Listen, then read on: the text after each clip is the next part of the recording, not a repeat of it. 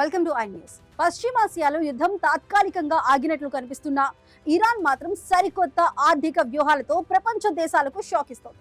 ప్రపంచ చమురు రవాణాకు గుండెకాయ వంటి హర్మోజ్ జలసంధి గుండా వెళ్లే ప్రతి నౌక నుండి ట్రాన్సిట్ టోల్ వసూలు చేయాలని ఇరాన్ నిర్ణయించింది.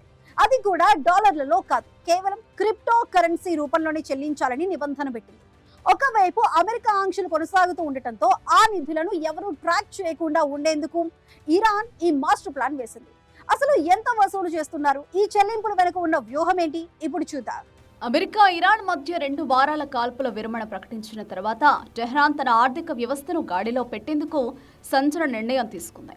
ఫైనాన్షియల్ టైమ్స్ నివేదిక ప్రకారం హర్మోజ్ జలసంధి గుండా ప్రయాణించే ప్రతి చమురు ట్యాంకర్ నుండి ప్రతి బ్యారెల్కు $1 చొప్పున టోల్ వసూలు చేయాలని ఇరాన్ యోచిస్తోంది. ఈ మొత్తాన్ని కేవలం బిట్ కాయిన్ వంటి క్రిప్టో కరెన్సీల ద్వారానే స్వీకరిస్తామని స్పష్టం చేసింది. అంతర్జాతీయ ఆంక్షల నుండి తప్పించుకోవడానికి, నిధుల ప్రవాహాన్ని రహస్యంగా ఉంచడానికి ఈ మార్గాన్ని ఎంచుకుంది. కొత్త నిబంధనల ప్రకారం జలసంధిని దాటాలనుకునే ప్రతి నౌక ముందుగా ఇరాన్ అధికారులకు తమ కార్గో వివరాలతో ఈమెయిల్ పంపాలి.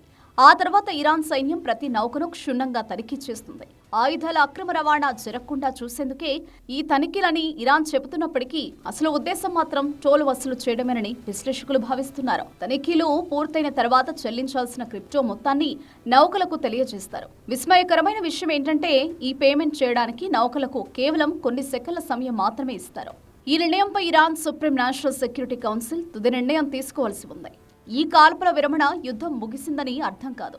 మా వేళ్లు ఇంకా ట్రిగ్గర్ పైనే ఉన్నాయి.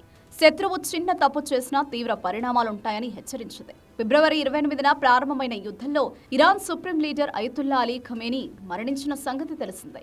ఈ నేపథ్యంలో అమెరికాతో శుక్రవారం నుండి చర్చలు ప్రారంభం కానున్న తరుణంలో హర్మోజ్ జలసంధిని ఆయుధంగా వాడుకుని తన డిమాండ్లను నెగ్గించుకోవాలని ఇరాన్ చూస్తోంది. ప్రతిరోజు లక్షలాది బ్యారెళ్ల చమురు ఈ మార్గం గుండా వెళుతుంది కాబట్టి ఇరాన్ వేసిన ఈ క్రిప్టో పన్ను ప్రపంచ చమురు ధరలపై భారీ ప్రభావాన్ని చూపే అవకాశం ఉంది. ఒకవేళ నౌకలు చెల్లించకపోతే వాటిని అడ్డుకునే అధికారం తమకు ఉందని ఇరాన్ హెచ్చరిస్తోంది.